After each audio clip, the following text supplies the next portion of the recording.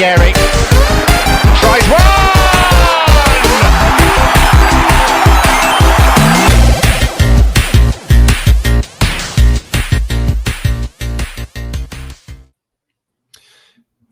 It is an extremely exciting time for Arsenal Football Club because it's July 1st, which means we are now officially in the post-Thomas Partey era of Arsenal, which I think is very, very exciting. And we'll talk about that in a little bit, as well as some other things. Transfer season's heating up, which is cool. So welcome in to Not That Kind of Gooner, an Arsenal podcast. And we're coming to you again, first day of July. And I'm here. I'm Sham. You can follow me on Twitter at Shamsdale. And back with us are John and Drew, who you can follow at 305cast and at Geechee Kid. John, how are you doing? Doing good. Post Partey is, I bet that there's some fans that are happy about that. I bet a lot of them are. I bet some are not. But what are you gonna do? We're in July, so that also means we're in Mendy land.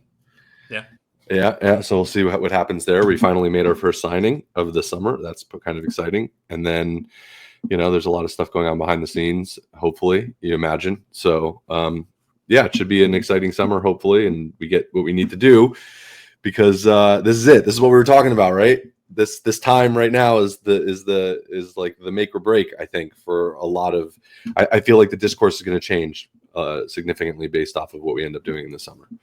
Yeah, it looks like we're gonna do the thing. So do the thing. That's exciting. Drew, how are you doing? I'm completely emotionally dissociated right now. Like between that and just like physically exhausted. I'm good though. It's good to be back with you guys. Yeah, so yin and yang here. There's a black and white joke in there, but we won't touch that for now. I had to. See, good. Yeah, you did. Yeah. Well, it's really good to have the gang back together. I know it's been a few weeks. Schedules haven't lined up, so excited to talk about all the headlines that are coming out. Like we've all alluded to, it's things are really starting to heat up. So let's start with kind of the official thing first, right? And that is Kepa being announced, coming in, wearing the number 13, presumably as Arsenal's backup keeper for the 25-26 season and beyond.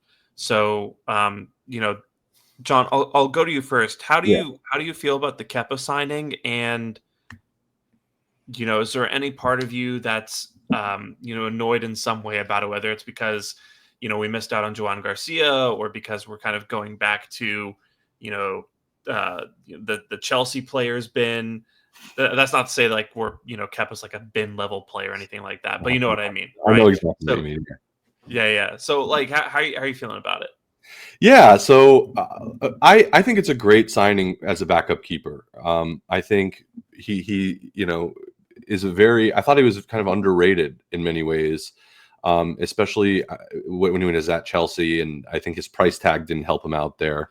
So I think that a lot of pressure was put on him to kind of do well. And I have this thing with Chelsea where I kind of almost don't want to put too much stock into how they do at Chelsea because there's such a history of Chelsea players leaving Chelsea and doing well. And again, when it comes to a backup keeper, you want someone with Premier League experience, ideally. You want someone that's the right age profile. And most importantly, you want someone who's willing to take that role, but is also willing to push themselves and push the person that's the number one. And in this case, Raya. And I think the Spanish connection as well is an interesting kind of dynamic to this whole thing between him and Raya. So hopefully that kind of connection actually manifests in some way that helps the team out. You never really know, though. But I am excited about the signing. It's kind of one of those that's like, oh, you sign a backup keeper as the first signing of the summer, all this expectations. So I know that hopefully it's the first of many. That being said, I probably had to go back. I know that when we first were linked with him, I sent a message in the group chat that I need to go start deleting all my deleting my tweets about Kepa back when he was at Chelsea. obviously that's in jest, but he did struggle there for real. Whether I'm upset about missing out on someone like Garcia, I mean, that guy is such a talent, So like, I feel like I don't necessarily think that would have been the right role for him, though. I don't know if he would have been happy enough just sitting as a backup keeper, which I guess you can argue pros and cons for that. As for going for another Chelsea player, I kind of look at it this way. If you look at statistics, if you have like a bag of blue marbles and then a couple of green marbles, 10 blue marbles, 1 red marble, and you put your hand in there, you're probably going to get a blue one. And the reality is that there's just so many Chelsea players out there, you're bound to at least sign one of them in the summer. So statistically, I'm not too, nonplussed about it because it was bound to happen at some point. Yeah. I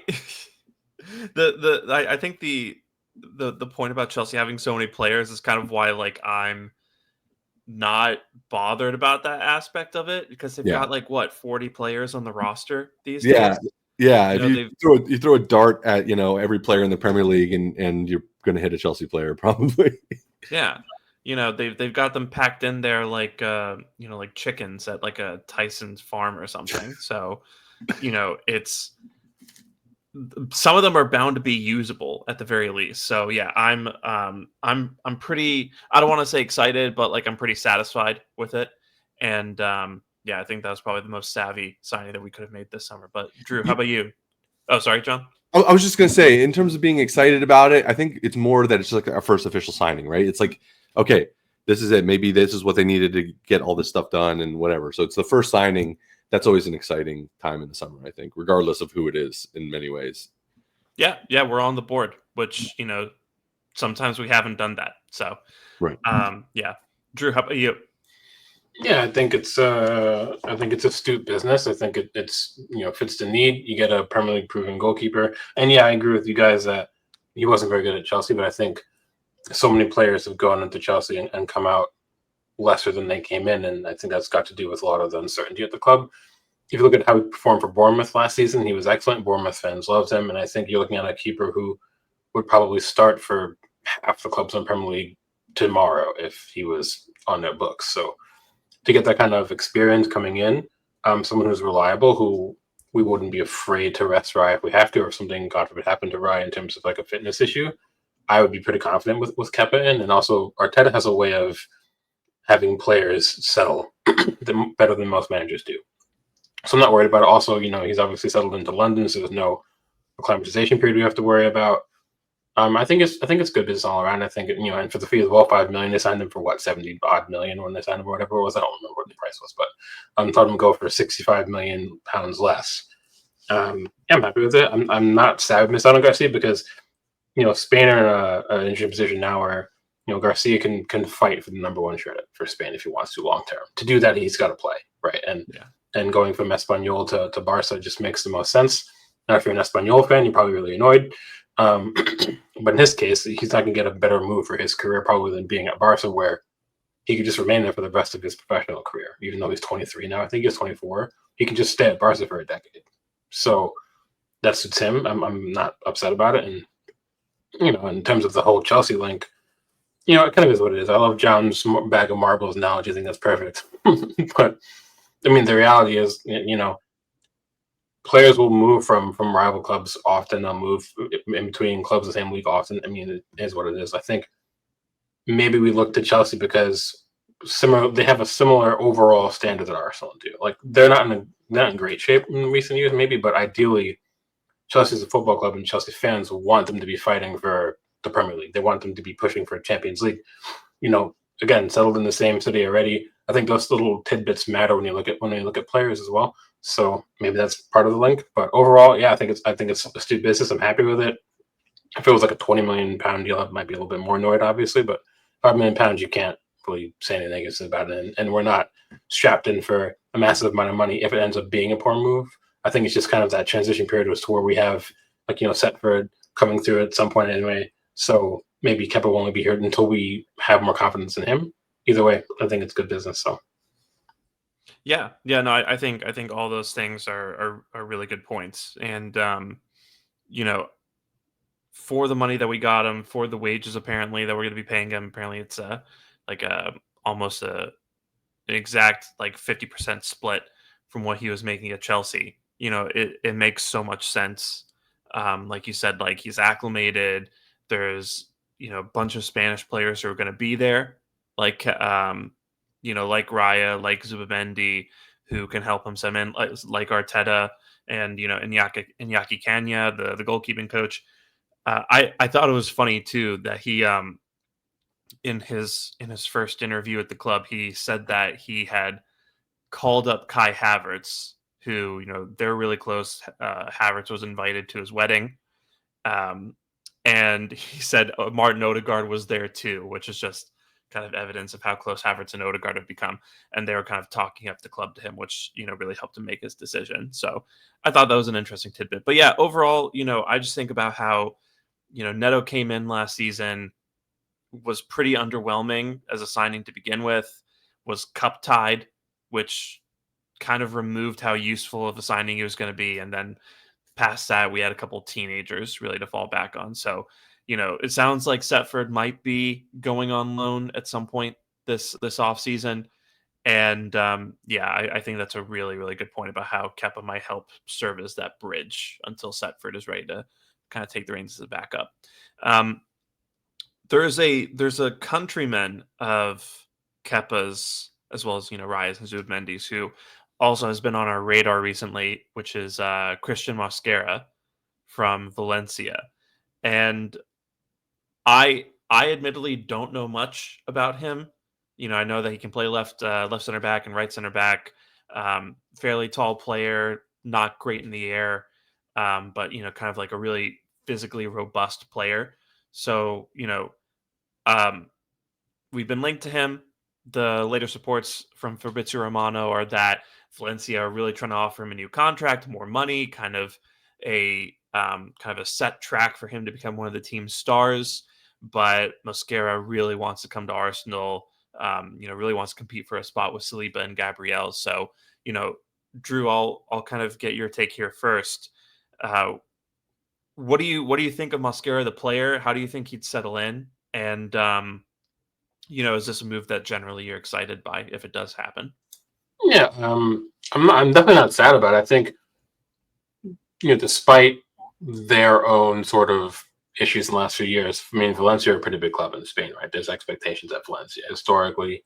Like, they're really like, you think back to even against Arsenal, like how we featured against them in the Champions League. In years past, they've gone on and won European honors. So I kind of feel like when it comes to them, the expectation will be kind of similar. And also, again, same thing like that transition period where he'll be coming into a club where he's got same international colleagues. That helps. I think more importantly, I just kind of feel like it's two things. One, he's happy to not start, but also B, he's also happy to push for, and that's kind of what we want in terms of Gabriel and Saliba. And I'm not a fan of rotating center backs. I think there's no reason to. It's part of your spine. If you don't have to rotate, you shouldn't have to. But I do think, Kivior came in, and I think he proved a lot of doubters wrong last season when push came to shove. But most of us didn't expect that to happen. Most of us thought that Kivior wasn't of the standard, right? We were worried about what happens if something happens. If Gabriel and or both of them, Saliba, go out injured, like we're kind of screwed in terms of center back. So I think Moscara would be a young player who he can. He's got players to learn from. Obviously, he's got that hunger to push for a position and place in 11. I think that's important. And also, it doesn't it creates that healthy competition. Whereas in terms of if you're trying to like force, like if we went after, I don't know, Gahey, right? Like, how would that come off? Like for him, you know what I mean? I'm not quite sure. I'm not sad about it. I think the money's good as well. £20 million or euro is chump change by comparison. But I think it also speaks to, you look at the kind of players we're going after. And I think Moscara is one of the ones that Berta probably already kind of had in his book, so to speak, because of his time at Atleti. So maybe he already knew the player, what the player was about. And it's kind of one of those things where that kind of out of nowhere just kind of seems like it's only happened because of him, kind of thing. So I'm not upset about it. And if we get it done quickly, the more the better. But I also don't know a terrible much about him. I'm not like huge up on La Liga. I certainly don't watch a lot of Valencia unless I'm covering them for work. Mm-hmm. But everything I know of people who watch him, they think he's actually got some talent about him. So, and I think and we said before on previous podcasts, where at this point, even if we disagree with the player that we're targeting, we more often than not trust Arteta and Berta and the talent ID to bring in the players that we need, that they feel like fit the bill. So that's kind of where I'm at with it. I'm okay with the move. So if it happens anyway. Yeah, I think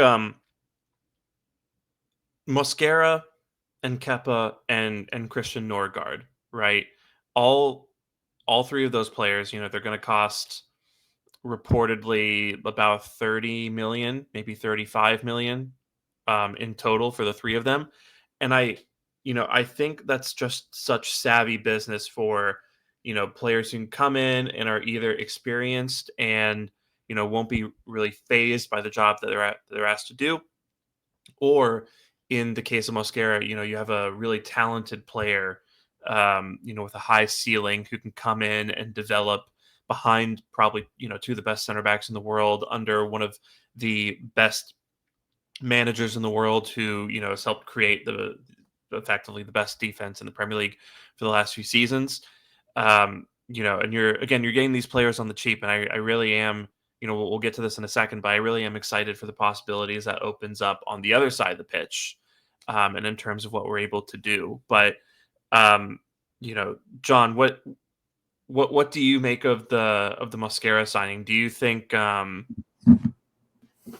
I mean, how much do you know about the player? Because admittedly, like we're not all avid watchers of La Liga, but kind of just the idea of bringing that kind of player in behind Saliba and Gabriel. Do you think maybe we should have gone for a more veteran player, or do you think this is a play that you can get behind? I think I kind of agree with Drew on this, that it feels like a move that that that was already on the back burner, that they already had in mind when he came to the club. What's his name? Can't say his name right now, but the guy that we just got to get all the players, him.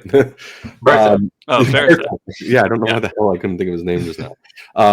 Yeah, so I feel like that was one that he already had in his pocket, because that they have these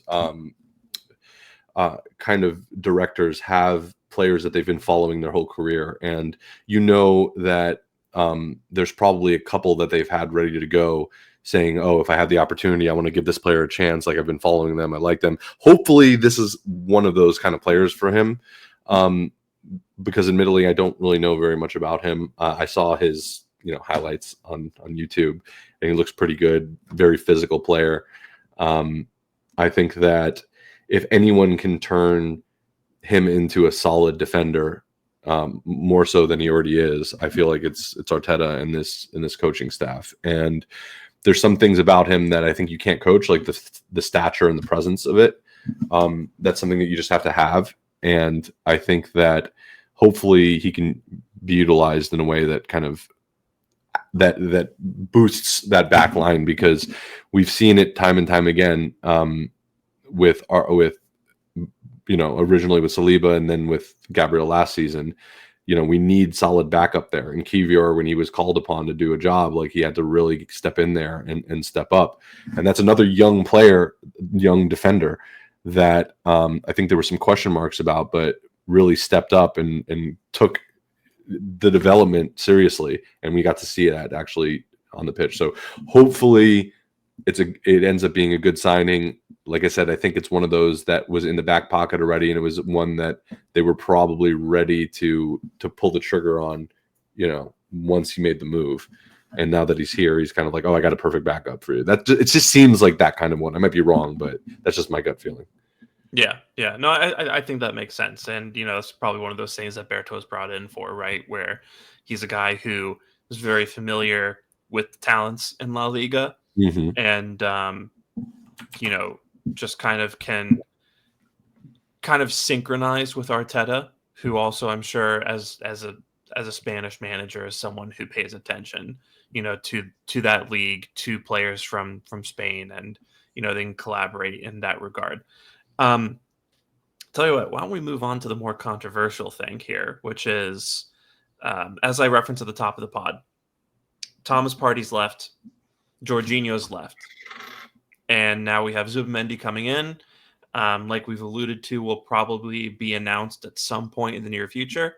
Apparently, reports were suggesting that Real Sociedad wanted us to hold off on the announcement until the beginning of July, so that or wanted to hold off on officially processing the transfer until beginning of July for financial reasons. So we'll probably announce Zubimendi soon, and it sounds like we're really close to wrapping up a deal for Christian Norgard from Brentford as well. So, a lot of people are kind of doing this comparison, right? Of what, have we improved going from Partey and Jorginho to Zubimendi and Norgard? And, I just kind of want to get both of your thoughts on this.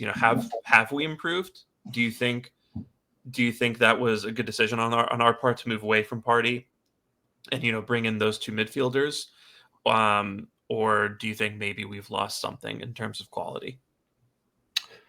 I think so first of all, we kind of talked about this on our chat, and I had said at that point, when it became clear that Partey was going to go, first of all, I supported that. I think he's a very inconsistent player, and I think he's reaching that age where he's more of a liability to be relying on him consistently throughout a season, as available as he has been, which was kind of interesting in itself. But either way, he's at that age now, and where I don't think that his availability makes up, or his lack of availability only further creates an issue with when you consider, how touch and go he can be on the pitch. So very inconsistent player. That being said, when he's on it, he's unplayable, and we all kind of know that. But I think we need to move away from that into something a little bit more consistent. And I feel like Zubimendi is going to offer a little bit more consistency. Obviously, there's always the caveat of a player coming to a new league and doing the same thing here, right?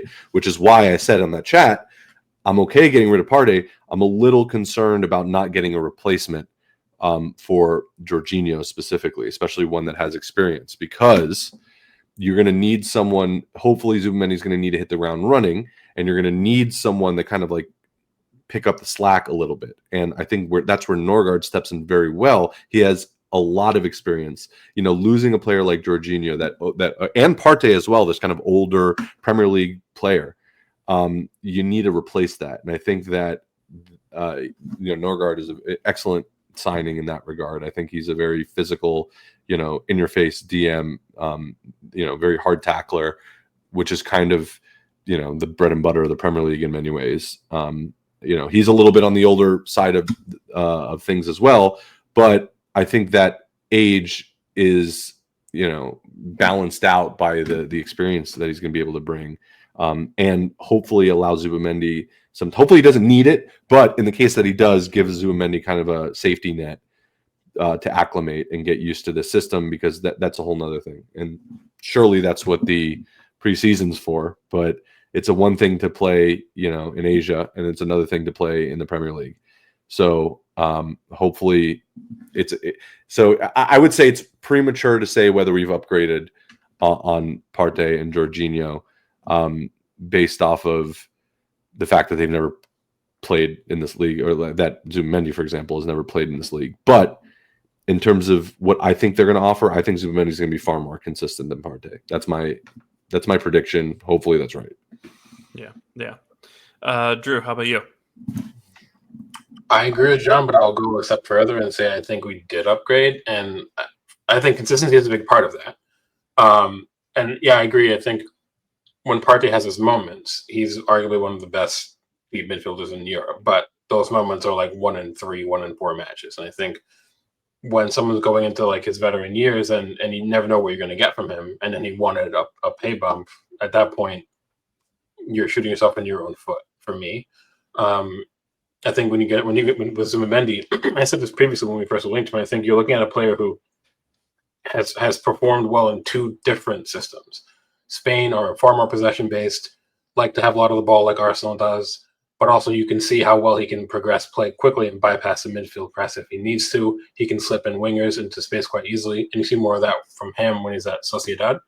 And I think having a player who is multifaceted in that way, who will always make the right pass, seemingly, I think suits what we need in that midfield. Because there are a lot of times where Partey did display his ball playing abilities, but how many times did he dawdle on the ball, make the wrong pass, wasn't in the right position, these kind of things. And I think from a player intelligence standpoint, I think that side of his game actually decreased maybe in the last year or two. Because with Mendy, you always are getting a player who's always maybe in the right spot in the right time. No, so to just make that one that one touch pass that can actually kill a press immediately and set you kind of forward. And that would actually help Odegaard quite a lot without having to always drop back so far, because Zubendi can just one touch Odegaard or can just kind of be away. So I think in those terms, in terms of consistency and how he can play, that's an upgrade on Partey for me. And when it comes to Nergard, I love that move, and I've been tweeting about it like mad since we kind of got those kind of drops about it. With him, you're getting, I think, a player who, it's only over the last 4 or 5 years since he's been in the Premier League, only one of the players won possession back more than he has. He's an exceptional ball winner. He actually is in the same kind of progressive passive metric as Zubimendi, as Agume, who was the latest shiny toy that Arsenal fans wanted from the last month, because 1 or 2 data heads mentioned him in a piece, and all of a sudden he's the next best thing since raisin bread or whatever. So he's that same kind of player.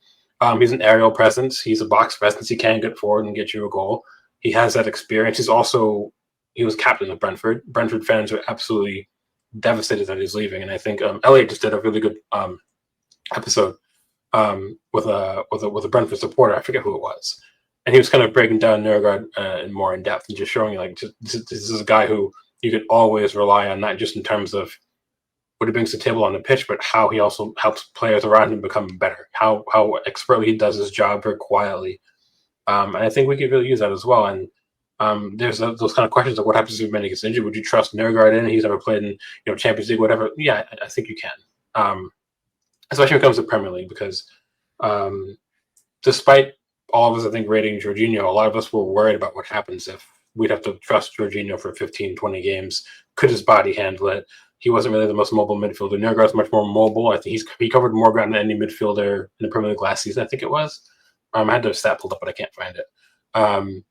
So yeah, I'm happy with it. I think it shows that astute business that we can go in and get quality for an amount of money that doesn't prohibit us from going and doing the correct deals further up the pitch, which is what we really need this summer. Again, just gives us good depth. Reliability isn't really important. And yeah, I just think it's just a smart move that I think a lot of fans will definitely kind of eat their hat about moving forward, but we'll see. Yeah, I'm glad you brought up Agume, because people were so in on Agume, and look, he's without really ever knowing who he was 2 months ago. That's yeah. the thing. That's why I hate social media. By the way. Yeah, for one of many reasons why I hate social media. Yeah. Yeah, no, I mean, I was even talking with George about it, and George at one point was like, look, I love Agume, but people have really overrated him now. Yes, in terms of what they think he can come in and do. I think a lot of people just saw baby Partey and really just emotionally attached to that. But I would also go so far as to say that we upgraded. Obviously, we haven't seen them in Arsenal colors yet, so that might be a little premature. But I think just on paper, right, if you're going from Partey to Zubimendi, like you guys said, Zubimendi is just snappier on the ball. He progresses way faster, and I think the speed and tempo of play, especially in midfield and in build-up, was one of our biggest issues last season. And I think Zubimendi comes in, and it's 1 or 2 touches, passes the ball to the next guy, really good ball progressor, has added carrying to his bag recently. I was watching Spain against Portugal in the Nations League a little while back, and he was just kind of blowing by guys in the midfield, which I thought was really impressive. So I'm really excited about what he adds in that respect. Obviously, your Zubimendi also isn't really a guy who is going to eat up yards off the ball, but I think he's really smart in terms of how he positions himself. And he's going to have, guys like Jerry and Timber and William Saliba and Gabriel behind him and Lewis Skelly. So I'm not overly worried in that regard. He's going to be very efficient with possession, which I think will just kind of help in terms of how much we have to defend in transitional situation. So I'm really excited about what Zubimendi is going to bring. And again, this is a guy who Liverpool were after, Real Madrid were after. I think Bayern Munich also had interest in him. So extremely talented player who could go on to be, truly elite in that position. And then you're going from Jorginho to Nørgaard. And, I don't know why people were upset about this move. I think they just saw Brentford next to his name and decided to be mad about it. They saw 32. Oh, actually, you know what it is? I think because of when the Nørgaard story broke, right? It was about the same day where people were starting to come out and confirm that Partey was leaving. And I think people saw that and they're like, oh, he's Partey's replacement. That's a downgrade. And that's not what Nørgaard is. Nørgaard's coming in to take over the Jorginho role in the team where, if he cracks 1,500 minutes this season, I think that's pretty solid for him. But, last season for Brentford, he was just under 3,000 minutes. I know that guy that Elliot had on the pod, on the Arsenal Vision pod, said that Thomas Frank liked to manage his minutes a little bit because he had some injury issues. But Zubimendi's the starter, and Rice is probably a guy who we're still going to use in the 6 at times when we need to. So I don't see us overburdening Nørgaard in that regard. And, Drew, like you said, he's very good ball progressor, very physical. He honestly reminds me of kind of like an upgraded version. What's the name of that player who went from Fulham to Bayern? Paulinho. Paulinho. Yeah, Paulinho. Yeah, he reminds me of like an upgraded version of Paulinho in a way, where Paulinho wasn't like a great passer of the ball. So just imagine if you had a Paulinho who could pass the ball a little bit better, and that's kind of how I think of Nørgaard. So great aerial threat. Also a leader. I was really impressed about the leadership qualities that have been spoken about Nørgaard.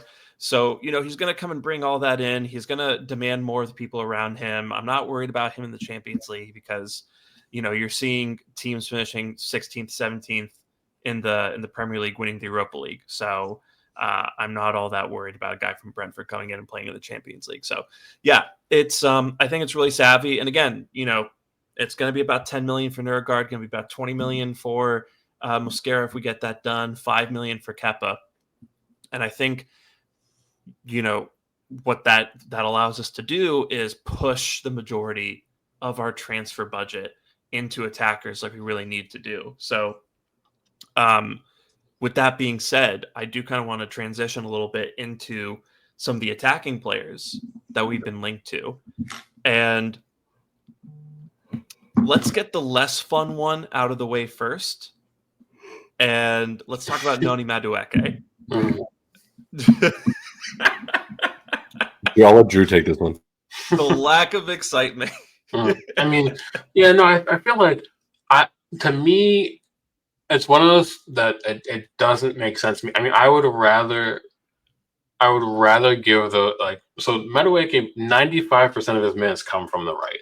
So unless the plan would be to transition him into a left-sided attacker, and I don't know if his game translates into being a left-sided attacker, I think it strips him from his biggest strengths, which is taking his man on and playing balls into the box. Cross face a goal. He's not as much of a goal scorer, I don't think. I just don't see why we would shell out probably an over the top fee because it's Chelsea and they'll want to get a good return for it. But also, I just don't see why he would do it because, if he was to nail down a place in Chelsea's, bevy of attacking talents, they have 13, 14 on the books. Who knows how many attackers they have now? But let's just say he won a place under Maresca this season, who apparently still rates him.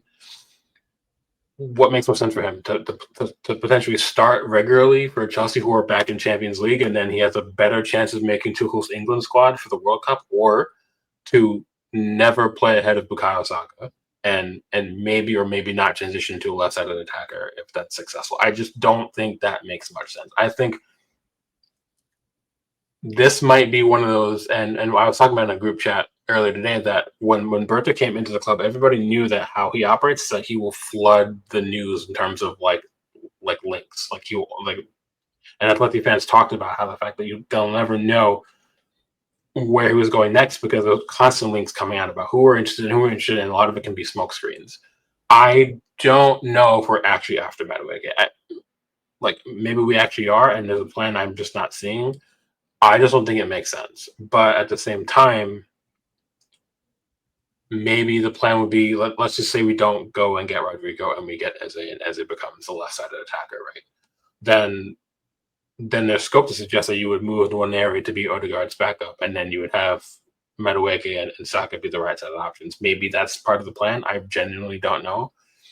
I think for a player profile, he's not a bad player. I just don't think he's good enough for us. Like, he's certainly not good enough, in my opinion, to start for us on the left, and I certainly don't think he would ever remotely give Saka anything to worry about on the right-hand side of the pitch. I just don't see it personally. And he doesn't play centrally either. He's not really, he can't play that center forward. So I just doesn't make any sense to me. I think it's more smoke and mirrors rather than just actual concrete, but we'll see. But if we did it, I'd actually be pretty annoyed, I can't lie. Yeah. I think he's an interesting player. I don't love him as like the winger signing this summer.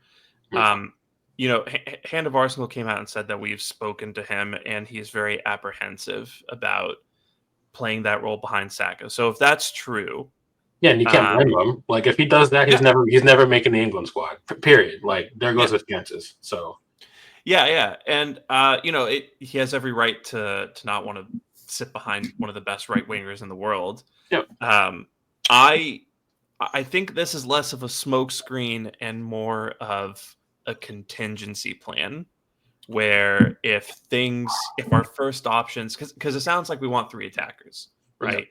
Yeah. So if we don't get the guys that we actually want, maybe we reconfigure what we're doing, and maybe instead of, you know, a center forward and a left winger and an Eze, we go and sign a center forward, a left winger, and then bring in Madueke as the right winger and try to talk him into that, right? If that's possible. So which, you know, again, it's not what I want to do, but it's really refreshing to have a director of football who just has all these different options on the table and allows us just to pivot if you know, if something falls a certain way, if we don't get a guy that we want. It feels like in the recent past there have been too many moments where the guy that we wanted wasn't attainable, and then we just kind of Sterling did. Yeah. And we just would send it for like whatever guy was available at 11:58 on deadline day. So yeah, I don't know. We'll see. I'm not enthused about it again, but interesting option. But John, how about you? I'll just say this: Martinelli's better, in my opinion, but he's better than Sterling. So, I mean, if that's the kind of role that he's anticipating, although I think I'd rather see Trossard start on the left than Mendy probably. I don't really see it. I can, again, if it's like, oh, this is a better replacement than Sterling, I'd be like, yeah, yes, that's a low fucking bar, but yes. So it is what it is. Let's see what happens. I'm not too excited about that one. I think that I don't really like that signing too much, but hopefully if he signs and proves me wrong, you know, I'm not going to complain. Yeah, we'll see where that one goes. One that that I think all of us are probably very excited about is the links to Eberechi Eze from Crystal Palace. Turned 27 2 days ago. Scored in the quarterfinals and semifinals and final of the FA Cup to help Crystal What Palace a great goal too. Yeah.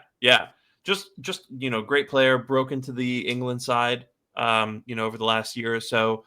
I should probably mention at some point, came out of the Arsenal Academy, although we dropped him when he was a kid.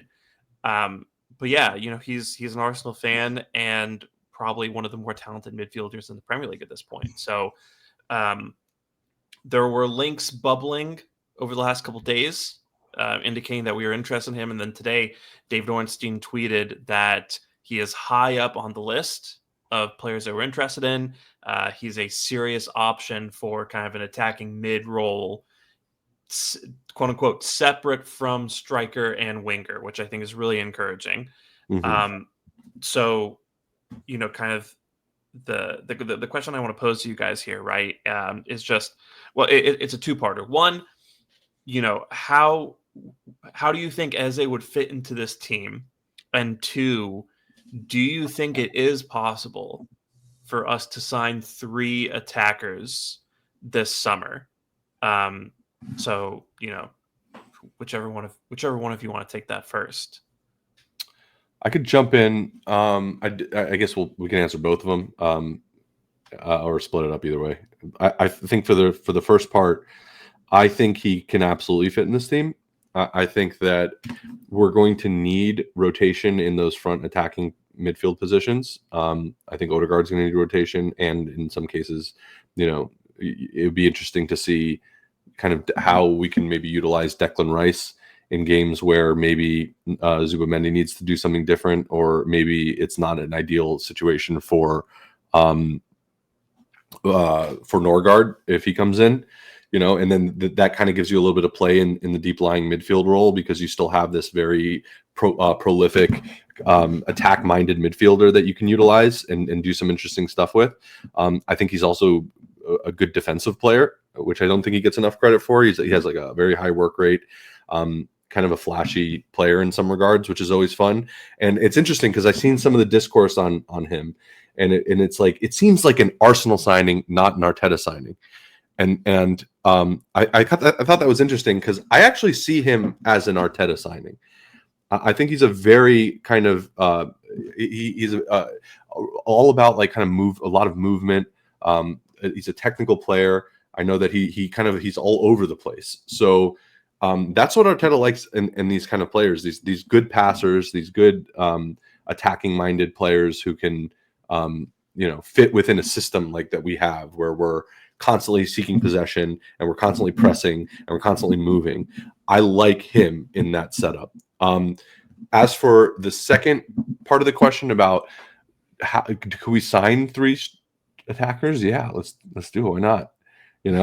It's better than signing 12 left backs. So, I think I hope this is the arc of Arsenal where we sign attacking players, where it's like, we have a lot of defensive players. Our defense is solid. I want an abundance of attacking talent, and he absolutely can provide that. I think that he could challenge in the starting lineup sometimes, I think, depending on the opponent. And that's how good I think he is. And that's saying a lot, considering how good Odegaard is and how good Rice is.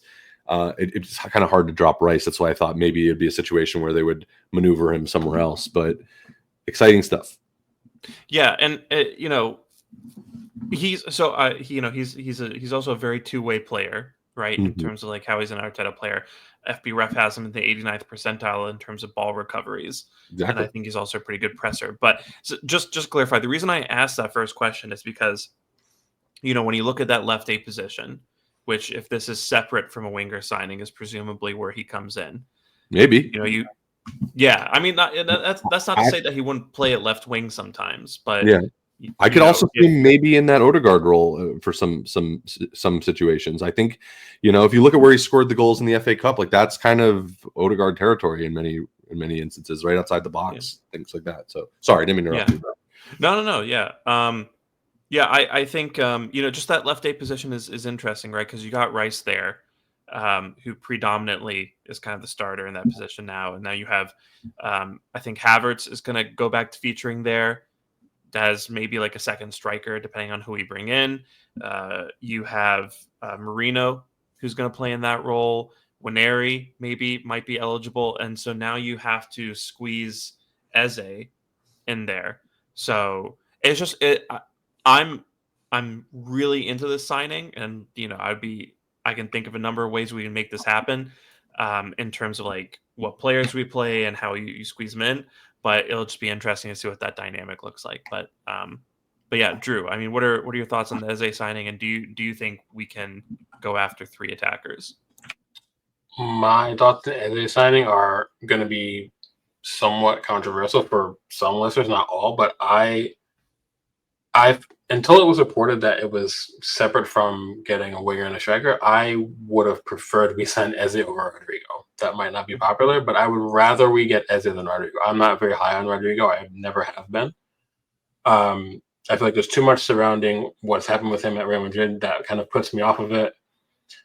And if you compare Rodrigo with Martinelli over the course of the last however many 6 seasons, whatever, Rodrigo isn't demonstrably better than Martinelli in terms of goal and assist return to justify 75 or 80 million pounds, in my opinion. For a Martinelli, who I think is a better presser than Rodrigo, I think he fits the system a little bit more.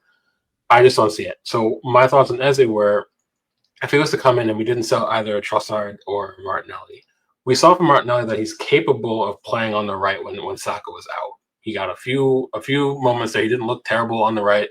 Maybe he becomes like that versatile winger who can play both sides. And then Eze is also versatile. He can play on the left. He can play centrally.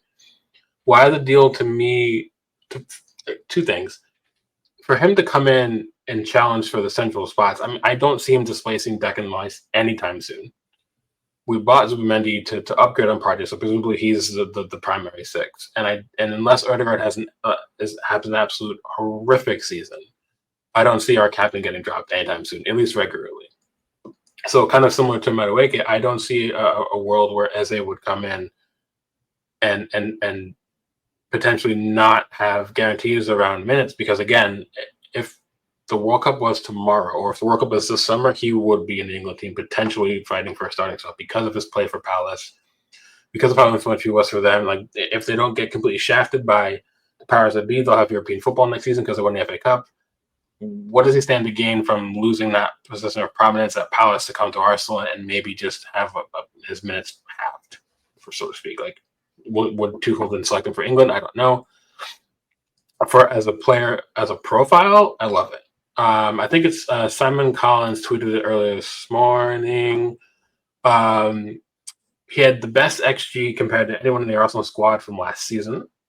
He had the only person that had more goals than him was Havertz. The only person that had more assists than him was Saka. He won more ground duels than any Arsenal player in the squad, and he won possession back more than any other player apart from Declan Rice and William Saliba. He's a very two-way player. And also, if you take those bits of his game and you throw him on the left, think about how good we would be in the press. You wouldn't be getting that reduction from losing Martinelli from there. Also, his best operating space is like the left half space for Eze. So kind of to sort of throw him in the Odegaard position, I think you're kind of taking away. I think then you sort of overload that left hand side, because we know how Rice loves to kind of drift into the left. We saw it often. He'd even come out wide left and then receive and then try to put a ball into the box. We saw it quite often from him. So kind of taking Eze out of his element as replacing Odegaard, I don't know if that makes sense in terms of what you'd be getting for the player. I think John's point makes sense, though. If you brought him in and say Mendy doesn't hit the ground running, or if he struggles for fitness, or if injuries happen, you can move Rice back to 6. Maybe if you don't want to start in Odegaard, then you can then play Eze at left 8 and then Odegaard right 8. Yeah, I think that's possible, obviously. And because it's versatile, I think he makes sense. But I think he's a better player than just a versatile piece we can plug in. I think he's too good to do that. I think he should be starting. I think he's good enough to start for Arsenal. I think he's good enough to transition into becoming a left winger for Arsenal.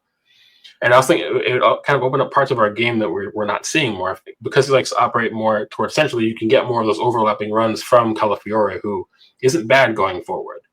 We know that Luis Scully likes to carry. Maybe we get him to carry more out wide as well. You can see those parts of his game coming through too.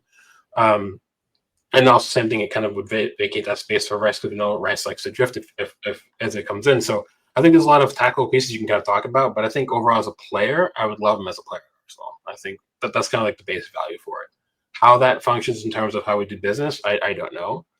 My thought was, if we went after like an Eze and then say doesn't matter which striker, whether it's Gyökeres or Šeško, those two, and then go for like maybe a younger winger who still has to be ironed out but can still perform. We know can perform in Europe, like someone like a Bakayoko, for example, would maybe make sense as that right-sided attacker we go in, and there's the 3 attacking players we could buy. I just don't know. Overall, though, I think Eze should be kind of like one of those pivotal pieces to summer that we feel like we should look at as a need for the team. And then how Arteta wants to plan it out is up to him. But for base value, I'd love him at the club. Yeah. Yeah, obviously there are going to be questions about how you fit a player like Isaiah. Because I agree, right? That's a guy who's too good to, be like a 1,500, 2,000 minute player. You know what I mean? But it does excite me because I think one thing about Arsenal that I am starting to get a little wary of is just kind of the constant single track way that we play, right? You know, it's always Partey at 6, Rice at left 8, Odegaard at right 8, Martinelli, Saka, Havertz, right? Um, and what this signals to me is that Arteta is, really trying to kind of enter this era of having options in the squad to play differently. Like maybe up against a low block, you could do Rice at 6 and then Odegaard and Eze as dual 8s. And then maybe against, Manchester City or Liverpool, you go back to Mendy at 6 and Rice at left 8.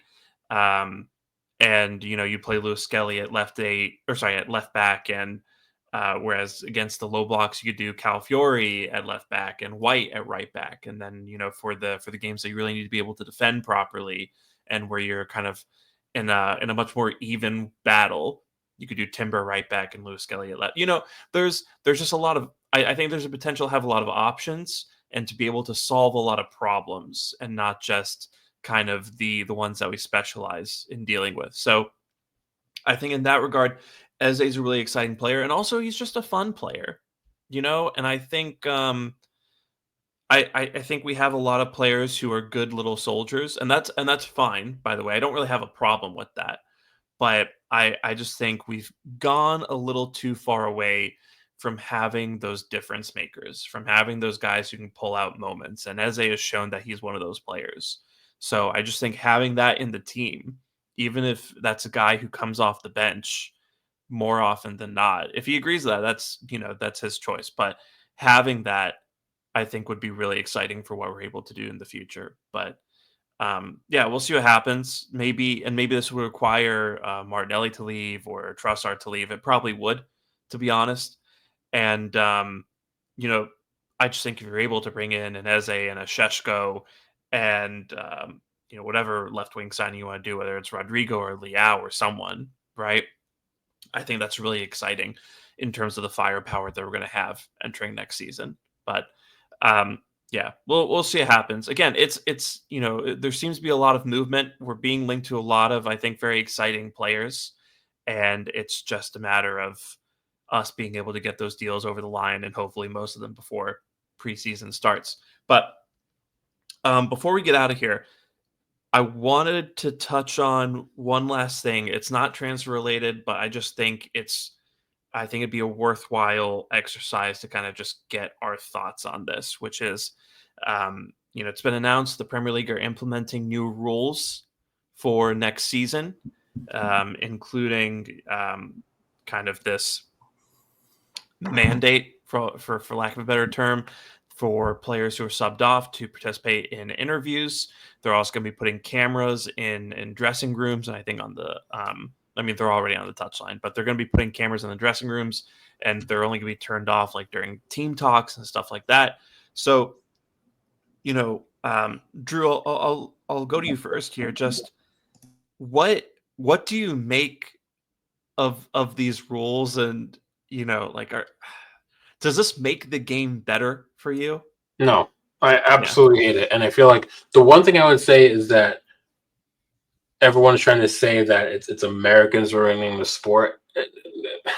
The concept of trying to maximize profit isn't an American ideal. It's a global ideal, right? And I do feel like, the idea of a commercial break, it's called a commercial break because you're making it, you're getting commerce out of it. You're getting commerce out of the break, right? That's the point. And that's not a unique American idea. So that annoyed me when I saw it in a group chat the other day. But either way, I feel like this idea is just because what they'll do is they'll say this 65-minute substitution interview brought to you by whatever the fuck, sponsor. And that's how they're going to get that money. That's how they can get the additional revenue by adding in more sponsorship deals for these little for the halftime camera, whatever, and then the sideline interviews, which I think is, listen, if it's one thing I can say for certain, either from my playing days or coaching, is the last thing I want to fucking do to anybody during 2 hours before or after a match is speak. Right. Like I'm like, because players want to be in their zone. They're in their heads. Managers are in their thought processes about what's going on. No one wants to deal with like a camera in their face at that point. I promise you. There's a reason why a lot of times in the post-match interviews, the studio crews wait for 20 minutes or half an hour before they get those players or managers to come back.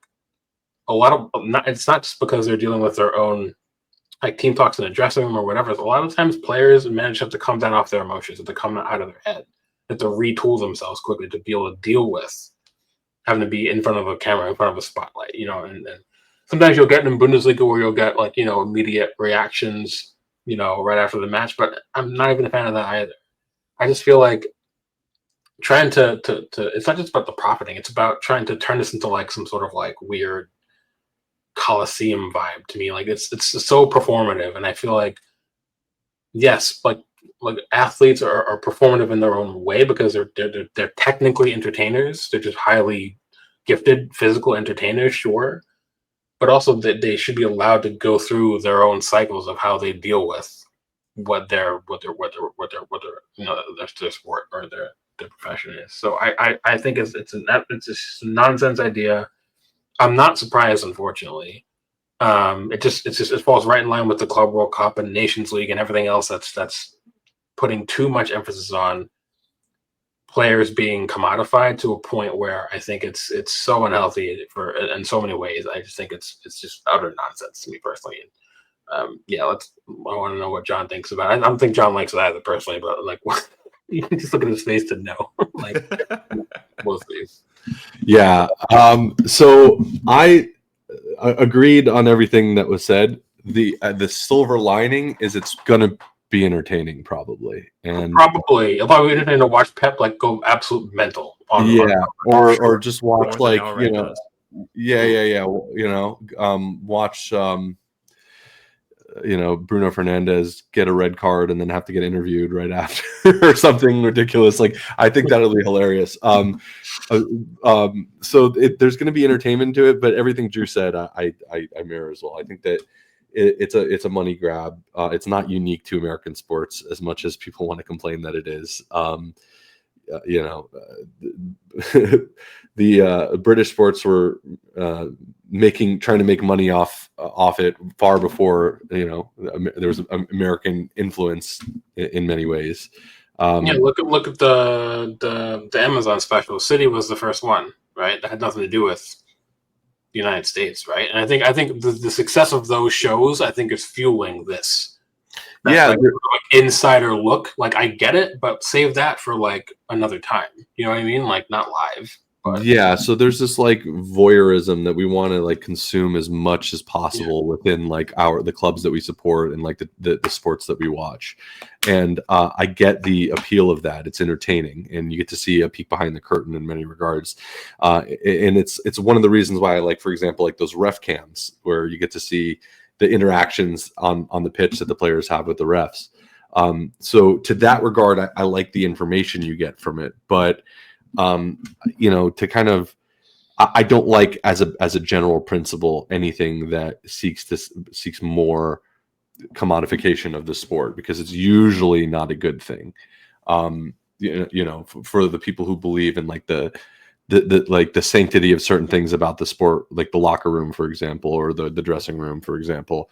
I think that there was almost something more exciting about, remember, like during the Wenger times, like something about that it was almost like a romantic thing, the not knowing exactly what's going on behind the scenes, and once you kind of lift that curtain, now, and that kind of allure is gone in many regards. And so there's that kind of aspect of it that I don't like, but again, coming back to entertainment, there should be some entertaining stuff.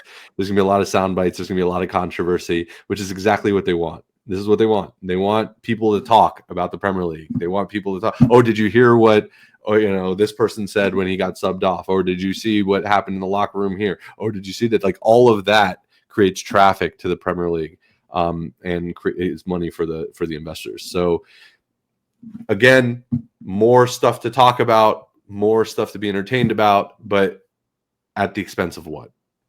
Yeah, and that's a good shout, by the way, about like the allure and like the tall tale stuff. Like imagine like if this existed like for the Sir Alex hairdryer incident.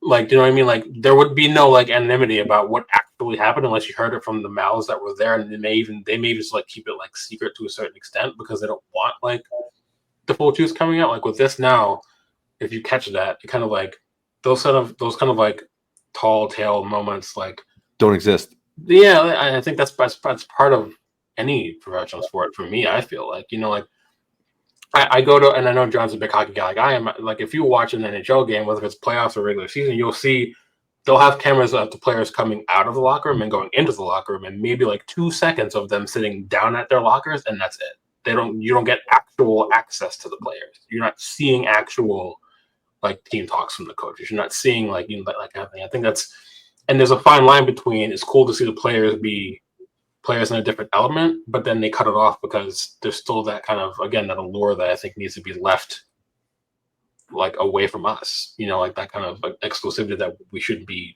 involved in, sort of thing. So yeah, that's a good way of putting it. And I think what you end up with is, what I would be okay with in a way if they limit it, like severely limit it. So if it was like almost like, if they did it, because I think it would be entertaining, but it was very rare, and you get like maybe like once every other match you get to talk to a player, then like that but if you're just doing it every game and you're hearing it all the time, but that you get flooded with it. It becomes like a normal thing, and multiple times a game, because if they're talking about like a sideline interviews on substitutions, you're gonna get those multiple times a game. That's just an annoyance to me. If I'm a player or a manager, that's going to piss me the fuck off. Like, to be quite frank about it, like I'm going to genuinely hate it. Well, yeah. Go ahead. Well, that's the point, right? Like they know that like the last thing these guys want is to have a camera or a microphone shoved in their face when they get subbed off, or cameras posted up on the ceiling of the locker room where they're going to be if they get sent off, or before a match starts or after a match starts and they've lost, right? They know that, and that's why they're doing it, because at the end of the day, sport, the Premier League is competing with Marvel and movie studios and television production companies and other forms of entertainment, right? They are in the entertainment business. And that's just kind of an objective fact at this point, for better or for worse. So what they're doing now is they're taking it too far, where they're almost making it like reality TV. And so they're putting these players under additional stress and kind of putting them in situations where they know that they're going to act up and produce box office moments that everyone's going to talk about. I mean, it's the same reason why we haven't gotten any improvement to refereeing in the Premier League, because that's just another part. That's another part of the product. Officials aren't there to be, impartial arbiters of the rules. They're there to be executive producers who throw a spanner into the works to, shake things up and give us, an entertaining moment or something, or at least what they think is an entertaining moment. So, these guys... It's so distracting. It's so distracting. So just imagine... So, okay, look, you're Arteta, right? And how he likes to keep things in line. He likes to keep things under control. He likes to, he likes to do his thing and likes everyone in line. Now you have all of this external stimulus that's going to be happening when one of his players says something that's, maybe slightly controversial. And now all their focus, instead of training in the Champions League or whatever they have to come up for the game, now there's damage control that you need to do, which is going to happen because these are tired human beings that have just been running their ass off for 45 minutes, maybe even longer, depending on when they do these interviews. And it's not just Arteta. Pep is going to be pissed about this. That all these managers do not need that extra sense of damage control, where you already have so much that these players deal with mentally and the mental side of this game, and that they spend a lot of money with specific coaches to make sure that these players' mentality and mindset is in the right place. And I don't see how this is a positive thing in any regard with respect to that. It's only a negative thing for that. Yeah, I agree. All it takes is that one instance where you bring a player off, say that player didn't want to come off or they had a shitty match and you get a camera in the face. All it takes is that one player to push the camera out of their face, maybe like push over the cameraman out of frustration. That's the one thing.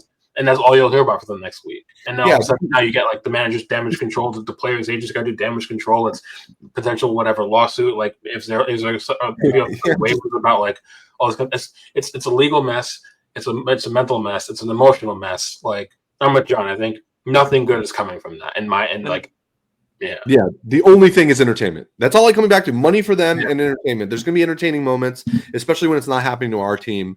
You know, when it's like United, when a United player has a meltdown, like, come on, we're going to love that. We're going to love that. I don't care how much we hate this idea. You know, if a United player or a Spurs player has a meltdown, you know, on the side of the pitch, it's going to be fantastic. We're gonna embrace the crap out of it. But you know, when you balance it out on the overall effect that it might have, I think it's going to be negative, especially for a team that we're really getting serious. Like, why does it always seem like every time we're about to start a season where we need to progress and we need to do something, there's some new thing that is like decide, you know, that's stepping in the way, this novel concept that we're like, come on guys, can't we just have like a normal season like every other team has had before us when they were able to win? Like, you know, I want the least amount of distractions and allow these players to focus on what they need to do, because it's so important for us, maybe more so than a lot of other teams too. Like obviously United are under a lot of pressure. I think Manchester City are under a lot of pressure, but you know, we're in a pole position to actually do some damage this season. And I just don't like the distraction. I don't like the distraction for the players and for the manager. And also just the football isn't the story anymore, or it's less of the story now. Yeah. Which I think is always sad. Football tells the story by itself brilliantly. You don't need extra storytelling when it comes to football or any like professional sport, really. Storylines are written on their own. If they weren't, you wouldn't have journalists. Or, for example, Monterrey just came from 2-0 down, and now they're drawing Dortmund 2-2. It's 25 minutes. That storyline just wrote itself, right? Like you don't need additional things to like kind of guide something towards something else. Like it's that got pulled back for offside, but whatever. Anyway, you get the idea. Like I just kind of feel like let what the events on the pitch usually tell the story, then people like write their narratives about the story, and then that's it. Like you don't need all the additional like, and then I can't even like think about like however many managers, like regardless of sport, and like decades gone by, they wouldn't even allow their players to speak to the press before a certain time. There was like a press blockout for a certain amount of time before and after games and matches for a particular reason, because players are creatures of habit. They're superstitious. They do things like they put on their left boot and left sock first before they put on their right boot. Right? So like they have their own ways of being. Managers have their own ways of being, just like fans have their own traditions they do in the comfort of their own homes or the bar they go to. Like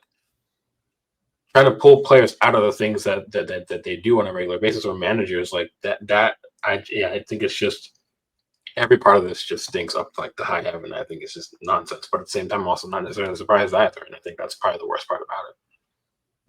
Yeah, I think this is the direction that football's been heading in for quite some time. Yeah, and you know, it's probably going to bring pretty solid ratings, unfortunately, and it's just going to serve as positive reinforcement for them to continue kind of housewives-ifying the Premier League. So we'll see what happens in that regard. But outside of that, you know, still excited for the rest of the summer that lies ahead. Still excited for, you know, what the season will look like if we do get some of these signings over the line. And yeah, we'll see. And hopefully we don't have any meltdowns after getting subbed off. So, but let's put a bow on it there. And you know, thank you guys so much for listening, for being here with us. And we will be back with you hopefully later this week. We'll see. And yeah, I'm Sham. You can follow me on Twitter at Shamsdale. That's John. You can follow him on Twitter at 305cast. And Drew, you can follow him on Twitter at Geechee Kid. You can follow the pod at Not That Gooner on Twitter. at notthatgooner.bsky social on Bluesky, at notthatkindof on Instagram and TikTok and on YouTube. All the social media links and handles will be in the show notes on Spotify and YouTube and Apple Podcasts. So be sure to check those out. And just thanks so much for being here with us. So until next time, take care.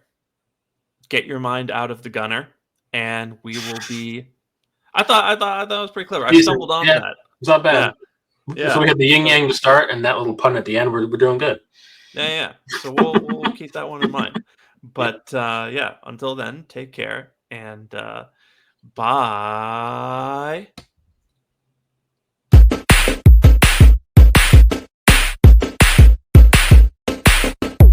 Secret Gooner. All right, I'm a Gooner. Oh, I love you!